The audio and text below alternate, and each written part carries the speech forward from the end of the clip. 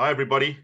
Welcome to a little Zoom chat with me and my buddy and private guide extraordinaire, Pierre Duval.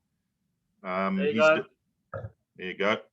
Pierre's down in his office down in Dundee in the KwaZulu-Natal battlefields region, which is something he specializes in amongst many other things. And I'm at my office here in Johannesburg, and we've decided to record a little chat between the two of us to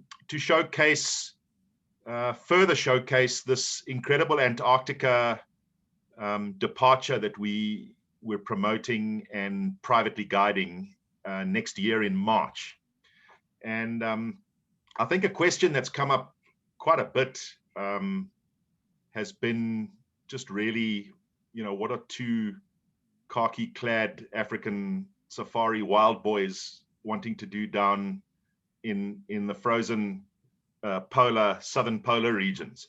But before we get to answering that question, just a little bit about Pierre and I. We've been buds for, Pierre, long time. I don't know how long, dude. I don't think I can count that far. I've run out of fingers. Yeah, it's a long time, and I think aside from being buds and that we share a very similar kind of vision for African adventure, wilderness travel. We share a lot of the same thoughts and ideas with regards to what we want to experience and what we think our clientele would like to experience, and we collaborate a great deal, which in a very brand conscious industry is still quite an unusual thing. Most folk try and sort of keep themselves to themselves, and I think you and I are well known for having done quite a lot of stuff together. Here's a pic of Pierre and myself and Ange in the Caprivi region of Namibia. This was in 2019, where Ange and I had the privilege of helping Pierre with one of his groups, Southern African travel groups from Australia. And so this kind of thing, we've done a great deal together, and I think we share a lot of the same kind of passions and joys surrounding wild sort of African travel.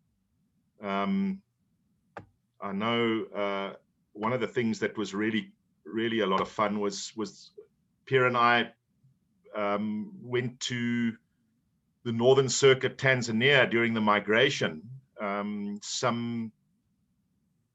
long ago was that, Pierre? That must have been 5 years ago, 6 years ago? I'm actually thinking about 6 years ago now. About 6 years ago, and we had the privilege of being hosted by what essentially is now our operational partner up in northern Tanzania, to sort of get the product in the region showcased to us. So, I mean, you and I have really been, since the beginning of this sort of wider African travel that we've become specialized in. We've been doing it since the kind of beginning of all of that.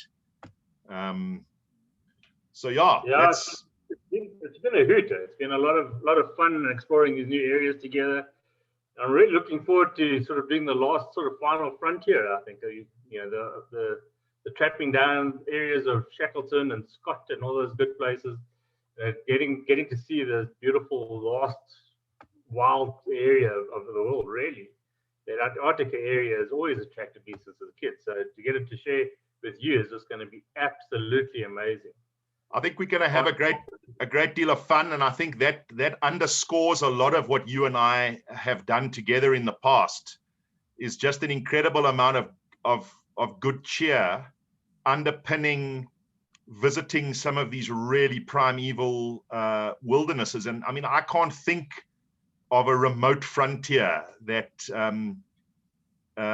is more epitomized than the peninsula in Antarctica, with some views like this of colonies of penguins and enormous sort of ice shelves and icebergs. It's going to be a really exciting, one of a kind thing. And I'm glad you mentioned Shackleton. I mean, we've all, you and I, we're big fans of reading some of the early pioneering stuff. And I think Shackleton's certainly up in that list of guys that just pushed the boundaries of frontier exploration, and to go and travel in some of his footsteps, I think is going to be marvelous. I'm really looking forward to it. Yeah, and not just Shackleton. I mean, I remember being a young lad at school and learning about Scott's expeditions and how he just missed being the first guy to the South Pole by what was it, 5 weeks or something like that. Exactly. And that was just amazing stuff. And the fact that he died on his burn, to me, it always gave that impression in my head. When I think of Antarctica, I always think of people like Shackleton and Scott, and the guys that just sort of gave their life to exploring these real wild frontiers. And to me, that's always sort of been the dream, to try and follow in the footsteps of these guys, and to get to see these areas and to share it with some people. I can't agree with you more. I think that's precisely what this is all about. I think it really is about footsteps and about seeing some of the landscapes that these pioneering people applied back in that time. Yeah.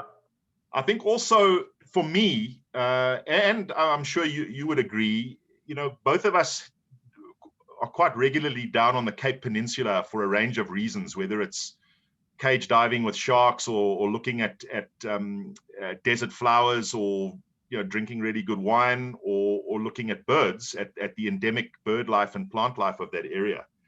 You get these kind of hints on the peninsula, on the Cape Peninsula, of what lies further south. And that's always kind of intrigued me. You stop at boulders and there's penguins. Okay, they're African penguins, but it's this group of birds where that further south there's these ice scapes with all these other varieties, and then you see Cape fur seals, and it's reminiscent of some of the seals you see further south on the Antarctica Peninsula, and these pelagic birds you sometimes see, petrels and albatross. All of these are kind of reminders that just a bit further south is this kind of this wonderland of filled with these other creatures, similar creatures.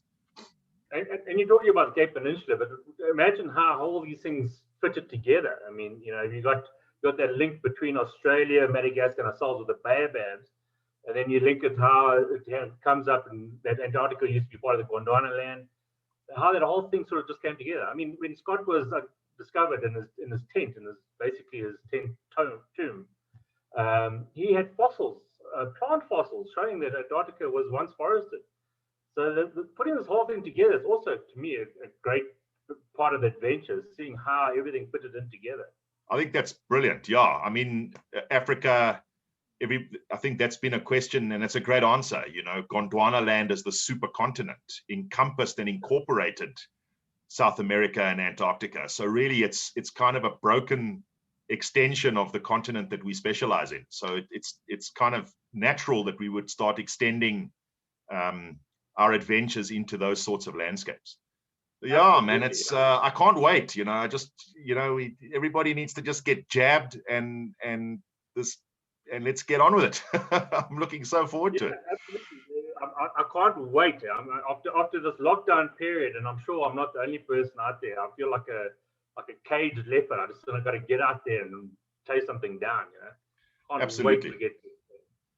Pierre, there's also been a little mention from the shipping company that we're very likely looking at an extension to both the berths that are on offer and the period of the Super Saver discount. I'm not sure of the length of that period. I think it's going to be fairly finite. But it's also not a guarantee. We've asked them for it. Yeah. We got to wait for that confirmation. I think if anybody is interested to get onto that Super Saver, and it is a big saving, 15% is not to be scoffed at. It'll cover your flight tickets, I reckon. Absolutely, yeah. Yeah. So if anybody's interested, they really need to sort of get hold of us now, so we can put you on a list, so that when the ship confirms that we do have an extension, I don't think it's going to be very long, Andrew. I think we need to get ourselves ready for the fact that the Super Saver period is coming to an end. Yeah, agreed. And if anybody wants to still take advantage of it, I think we need to get them on a list that when we get confirmation from the ship, it's a simple procedure. We can just run with it.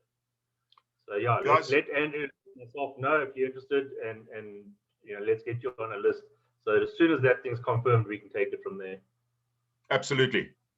I think that's, I'm looking forward to it. I know I'm packing extra shorts. I think we're going to be wearing 3 or 4 pairs of shorts down there to keep warm. My wife and I were just laughing about that just now. Like Andrew and Pierre are there in Antarctica with no shorts around. So in addition to a Super Saver discount, if anybody wants to see either of us in long trousers, this is going to be the opportunity. But there's going to have to be a photo opportunity on the peninsula somewhere in all that ice of the 2 of us wearing shorts. We're going to have to. No, I'll definitely going to have to make it happen. A safari shorts and a beer in the hand on the ice. We have to have that photo. Absolutely. That's done. That's confirmed. Fantastic. Now looking forward to it, Bwana. I think and I can't think of a better mate and a better colleague to do it with. Thanks, Andrew. Appreciate it. Likewise. I'm so excited. It's going to be great. Prof. Peter Neville will be there, and we'll be talking to him in a few weeks' time about some interesting animal behavior bits and pieces as we continue our chat about Antarctica. And for those of you that are keen, this is it's a great rate. It's a very, very interesting and unusual take on a trip to the peninsula. And I think we're going to have a glorious time, and we'd love to have you with us. Andrew, you're just going to put the contact details on for both of us so everyone knows how to get hold of us. Absolutely. Yeah, we'll have that together with the link to this recording. And so we'll absolutely do that. Yeah. Excellent. Good. Lekker. Nice chatting. We'll see you in Antarctica. Come join us, man. It's gonna be a hoot. Looking forward.